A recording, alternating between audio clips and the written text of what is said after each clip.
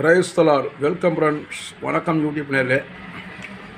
கொட்டாரத்து போய்ட்டு வந்தோம். பப்ளி மோஸ் வண்டியில் போகும்போது கண்ணை பறிச்சது வாங்கிட்டு வந்துட்டோம். இது உடம்புக்கு ரொம்ப நல்லது. எலுமிச்சம்பழம் மாதிரியே இருக்குது, ஆரஞ்சு பழம் மாதிரியே இருக்குது. இது ஜூஸ் போட்டு குடிக்கலாம்.